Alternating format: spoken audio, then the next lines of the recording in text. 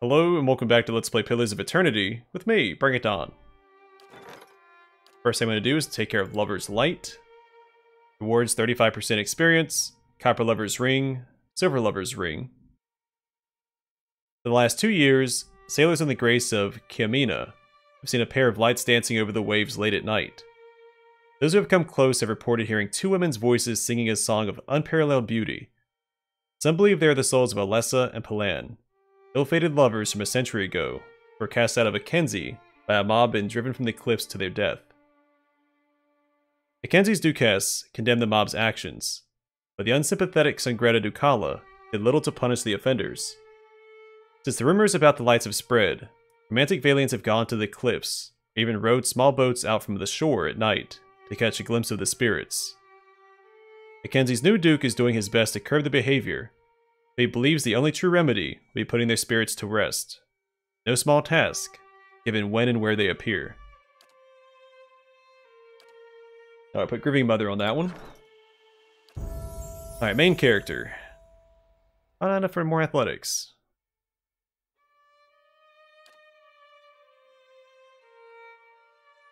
Guess we can save those points. Greater Lay on Hands. Fueled solely by belief, the Paladin is able to heal with the touch of his or her hands, covering a substantial amount of endurance for the Paladin or an ally within range. It goes from 81.5 to 177.8 over the same period of time. But more self-sustained for him, since he's often the last one standing in the DLC fights.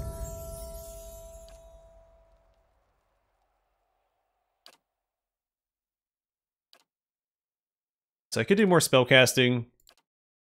I think I'm going to grab this, because the ability doesn't heal for a whole lot anyway, and having +2 to everything seems a lot more valuable. Especially since I use this almost every fight. It should speed things up, also keep us alive a little better. Yeah, this is going to grab it. What? Can't get new spells, right? Right. Okay. Feeling good. Oh, that's max level. Oh, I should have spent all my points. Okay, because I didn't know that was max level, I'm going to reload this real quick. It won't take long to go back through that. I'm glad I checked. I have 4 points just sitting there.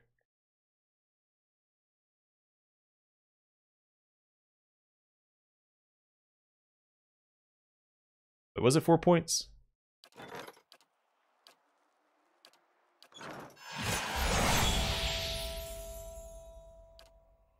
Yeah. Let's do... Oh, there we go. No points wasted.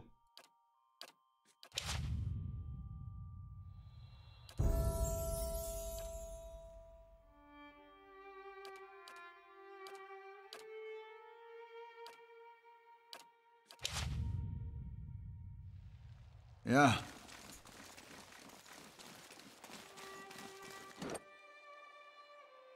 So level 16 is max level. It's an Yeah. odd max level. I'm just too used to Pathfinder and D&D, where the max level is always 20. I'll say always. Unless you go the Legend Mythic path, in which case it's 40. Oh, right back down here. Okay.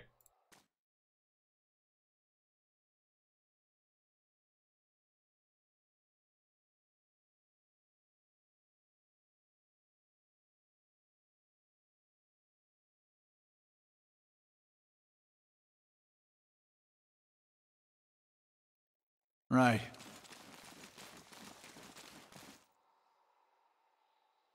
The path ahead leads to the outskirts of the Abbey. What would you like to do?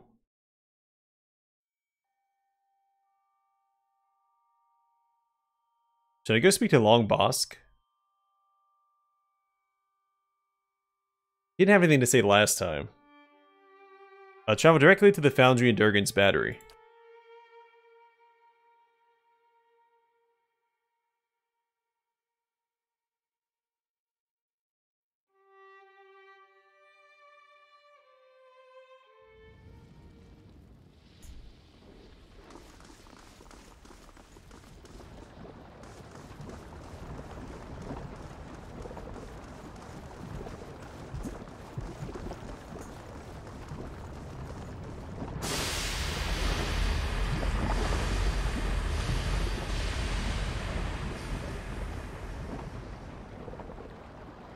Incredible heat ripples upward from the white forge and laps against your exposed skin. The fragment of Abydon's hammer grows warm in your hands, as if in recognition. It's only a fraction of the size of the original, but there's metal enough to create a hammer fit for a person of your size to wield. In this forge, the fragment can be shaped anew. Recreate Abydon's hammer. You call to mind every memory you have witnessed of the Great Hammer. The images coalesce and take shape in your mind's eye. You know every curve, every engraving. Even as a shapeless lump of metal, you can see the fragment for what it is meant to become.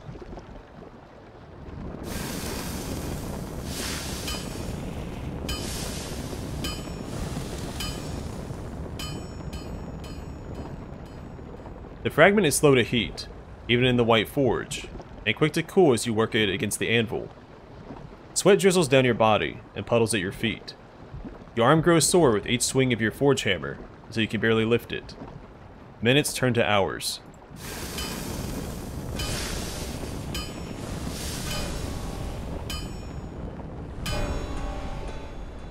As Abydon's hammer begins to take shape, the ring of your own hammer against it takes on a familiar tone, one that you've heard in your dreams. With each strike, an image flashes in your mind. It is hazy at first, but it gains detail as the hammer begins to resemble the original. Over time, the image becomes a frozen landscape centered around a crater lake.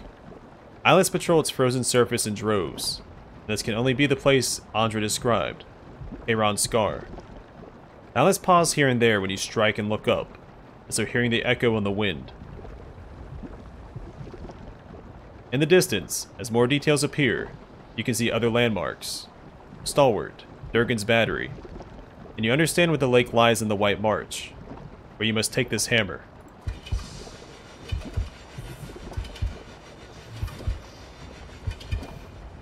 Finally, with a careful etching of the last detail with your chisel, the hammer is completed. No sooner do you make the final mark than you feel a pure, radiant energy pulsing from within it, like a mechanical heartbeat.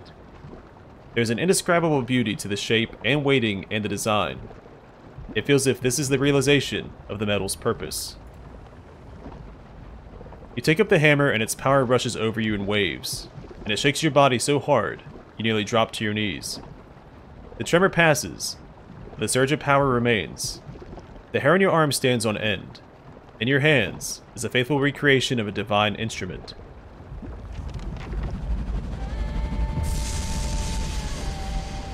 Give me 3 days with that hammer, and I'll be back with the biggest bear corpse you've ever seen.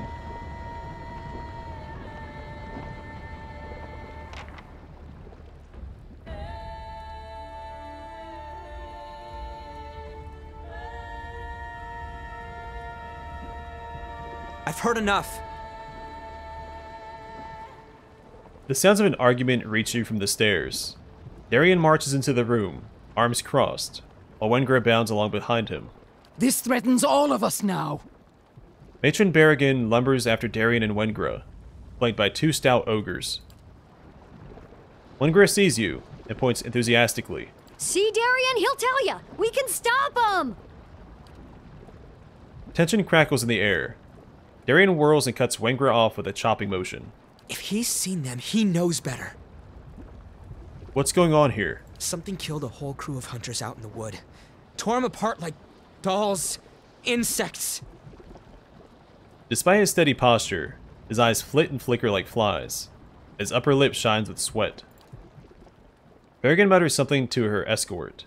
They snort in agitation. I told ya! All we gotta do is get him in range of these cannons and then we blast him! She brings her hands together in a loud clap. We don't even know what they are. He shuts his eyes and breathes loudly through his nose. I do. Everyone turns to look at you.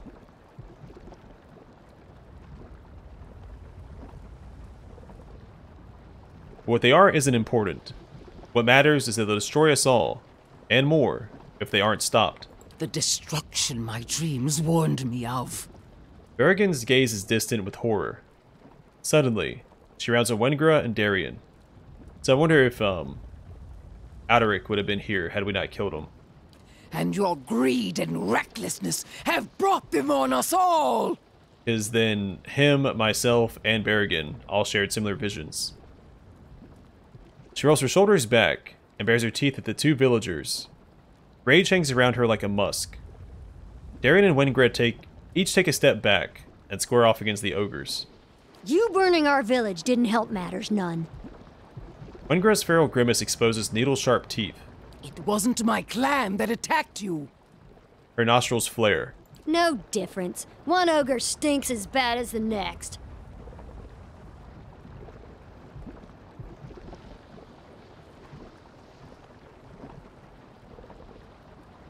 I don't think 3's a good option.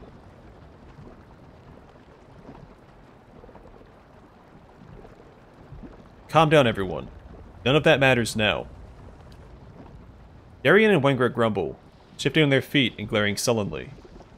After a pause, Berrigan looks back at you. I came to offer my clan's help. She folds her hands. The others gawk at her. The White March has been our home for centuries.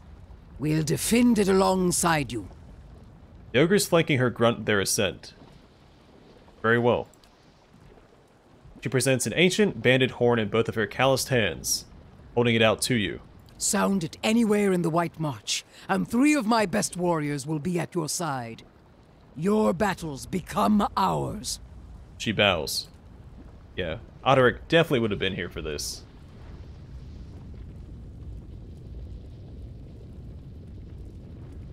Shame I couldn't spare him.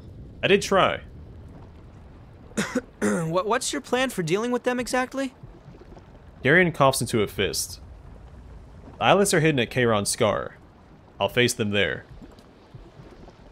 Wengret and Darian gape at each other in disbelief. That lake's notorious. Folk never come back from that. She breaks off, her eyes suddenly wide. Oh. Ahem. An awkward silence follows. Wengret clears her throat noisily. You know, those heavy cannons you fixed might come in handy. She grins, a mischievous twinkle in her eye. Darian starts to groan as she holds up both hands. Hear me out. Cayron's Scar should be just in range for those guns. You just point out your target and I'll do the rest. If those things are on the move, we don't have much time. If you're really gonna stop them, take this. It's the best of the ore we've pulled from Stalwart's mines. He gives you a solemn nod. It's not much, but it's good enough to make the old Pargrunen smiths proud.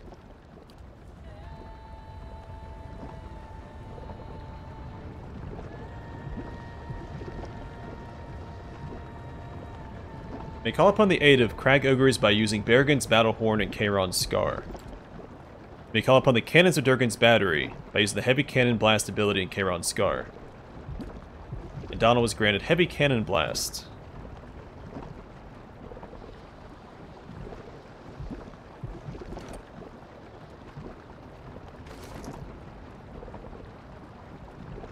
I'm actually unequipped my sword.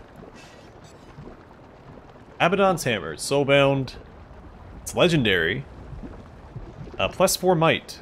Since it's a weapon, it should stack with any other might bonuses that we have. Despite being taught by a mere fragment of Abydon's original hammer, this weapon, now sized for Kith hands, is still an instrument of awesome destructive force. The faces of the Great Hammer's head still bear the tool marks of their creator. Not even the fires of the White Forge could erase Abydon's work.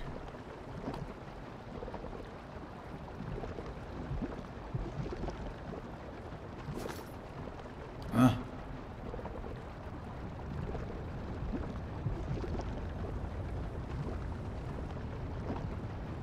I'm not entirely sure how I'm supposed to use the Cannon Blast. I assume I can only use it once I'm at Cayron's Scar. Yeah, this is the weapon that I've been waiting for this entire time. What my build was kind of built around in the first place. I was using one-handed warhammers. This is the only two-handed warhammer in the game. Accidentally spoiled it for myself. Not the story behind it. I didn't know how I acquired it. But I knew that this was the only two-handed warhammer in the game. Because I typically use two-handed hammers when I play any RPG that has them. So, I was like, alright, let's see if they have that weapon type in the game. And with this being the only one, of course, when I look that up, this pops up, so. Not my fault. Alright, plus 10 accuracy against eyeless, plus 50% damage against eyeless. Grants destroy eyeless on critical hit. which is very good because the eyeless are very, very tough enemies. Grants Ring of the Ancient Forge once per encounter. Bow AoE stun for 10 seconds. And grants Abydon's Labor once per encounter. Bow target, bunch of crush damage, and fatigues me. No new description either. Next level up, I use the hammer to destroy the army of eyeless at Cayron Scar. Alright.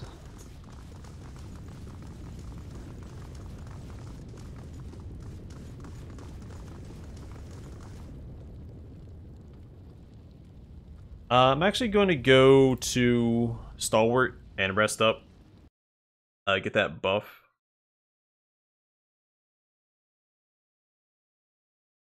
Go and clear our inventory as well. Sell everything that we have, and then we'll go to Cayron Scar.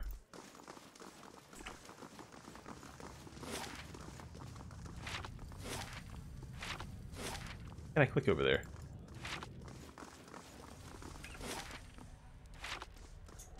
That's weird.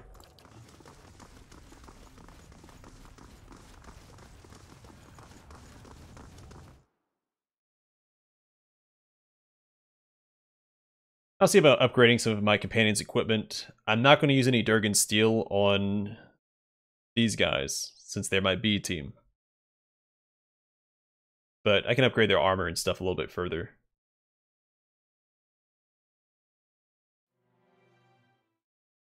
In fact, let's go ahead and take care of that. Hers is probably already... Yeah, I'm not going to do that.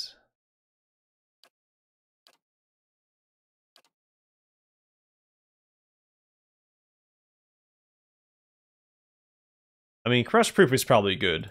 The eyeless, I'm fairly certain I'll do crush damage because they have hammers for hands.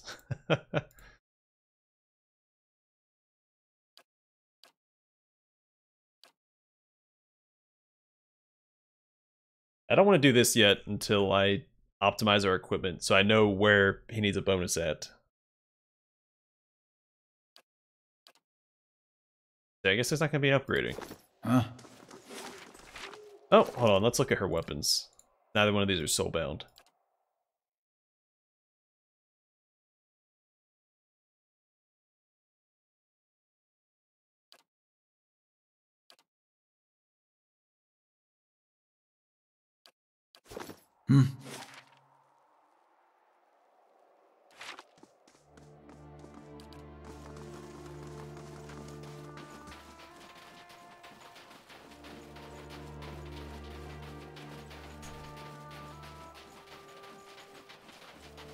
It's kind of cool that some of the stuff from the first part of the DLC, White March Part 1, plays a role in the second part.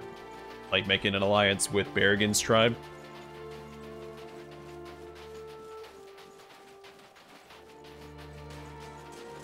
Assume it's only one use per rest, right?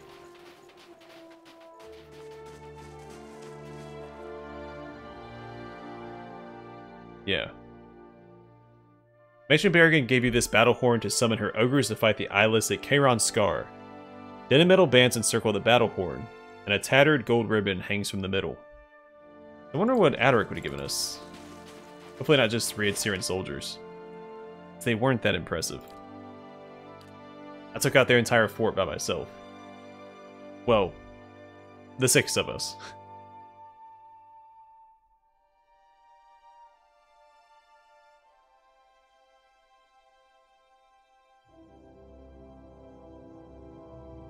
I feel like Adaric would have been a good potential companion. Sure.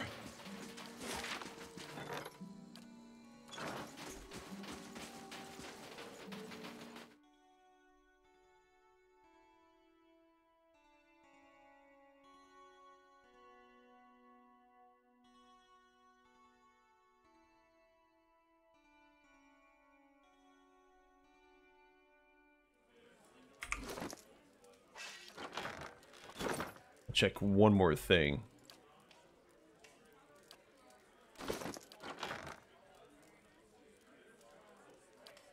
Let's go and give this to my main character.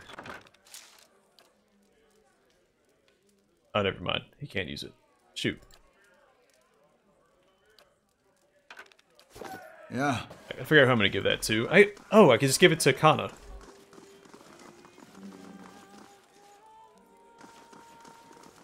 Back to warm your hands. Top quality.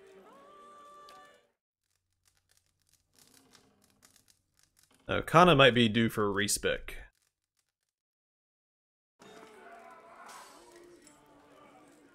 Back to warm your hands. Nothing.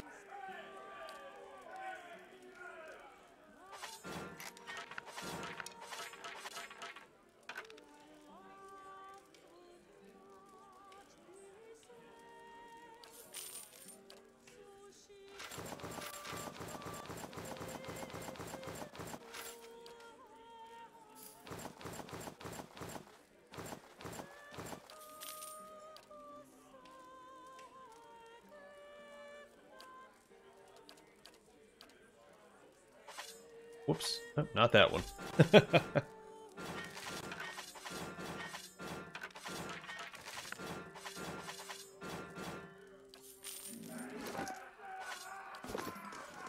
All right.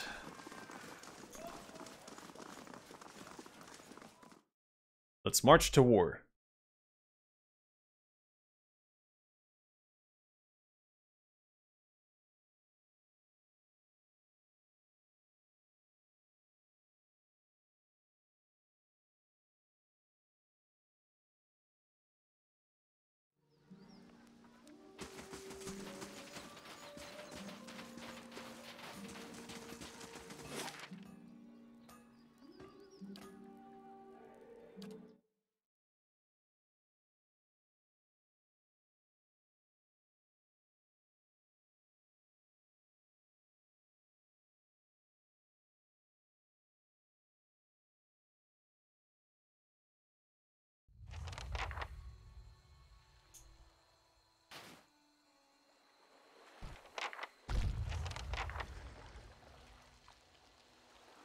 And there are a lot of eyeless.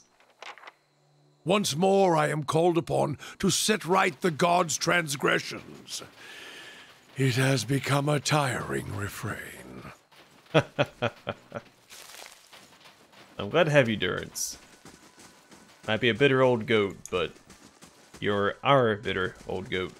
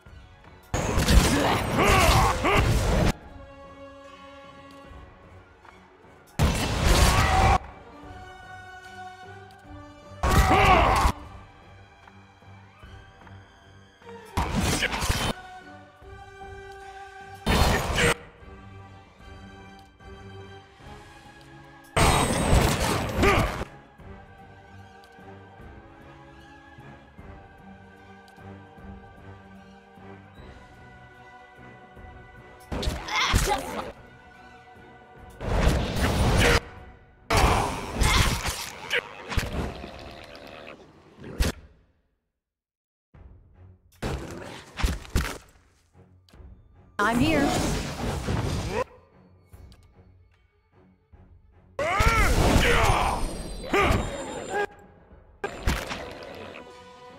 Sure. Oh gosh, okay.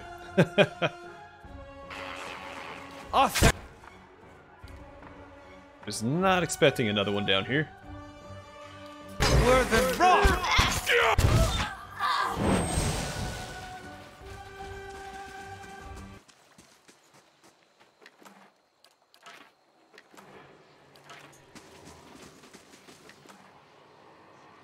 Iron Circle. Minus 5% attack speed, plus 4 constitution, plus 15% armor damage reduction when endurance below 26%. 3 brothers and 2 sisters from a mining village in Riad Cirrus were summoned to the front lines of Wildwind's march to the Deerwood.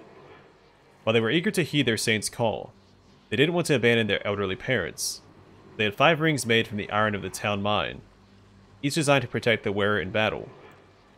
They wagered that with the rings, at least one of them would survive to care for their parents. 4 such rings were found in the battlefield wreckage after the Godhammer detonated.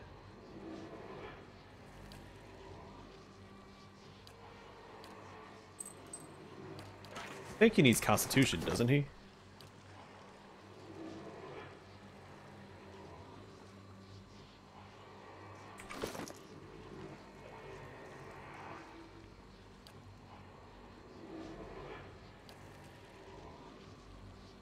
Yeah, he doesn't need attack speed, so I think this is a better option for him.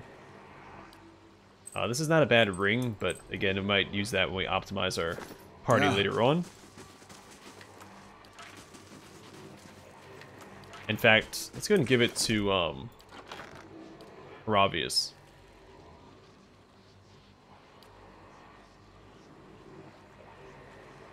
Of course, I need to find it.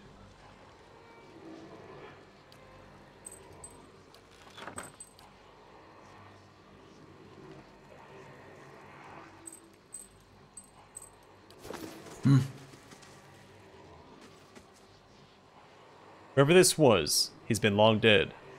Remains of the flesh is blackened and frozen solid. Touch the corpse. This crater worries you and your 3 companions. It feels wrong, tainted. The lure of riches is stronger. That giant rock in the center of the lake may contain gold, gems, more. It took a week of backbreaking labor, but the boat is finished. It may not be entirely watertight, but it'll be enough to get you across the lake and back. You set off from shore, the icy wind filling the sail. Zidane grins at you. He expressed the most doubt that the boat would float. A moment later, he's gone, barely managing a scream as a gigantic tentacle yanks him from the boat and under the water. More tentacles emerge from the water. The air is filled with the sound of cracking and splintering wood as the boat gets pulled apart. You dive into the water without a second thought and begin swimming madly for shore, hoping your friends are doing the same. Your heavy furs weigh you down, but by some miracle, you make it to the land. You hear a burbling sound and look up to see one of the fish people, a Lagufaith, standing over you, its spear raised. You rise to your knees, your hands raised, showing you have no weapons and that you pose no threat. Lagufaith makes the sound again. Wait, you start to say, but the creature drives its spear deep into your chest before you can say anything else. Mercifully, the agony is brief, for the world fades. Okay, so there are tentacles in the water. That's good to know.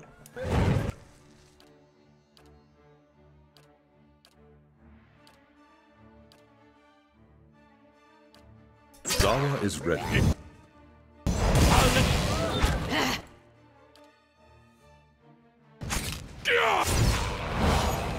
Need something?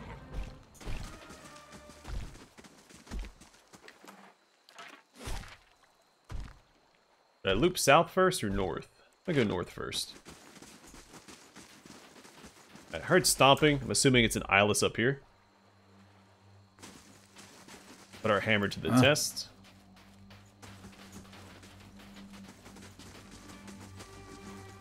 Okay, maybe it was just sound.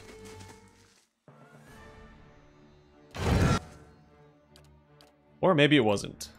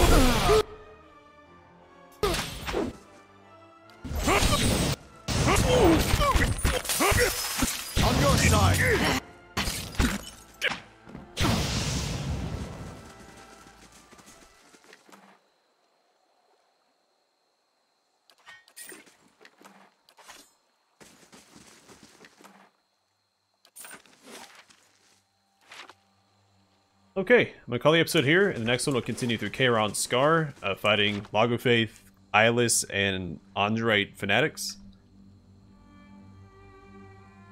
And see if we can't put a stop to this. But for now, thanks for watching. I hope to see you guys in the next one.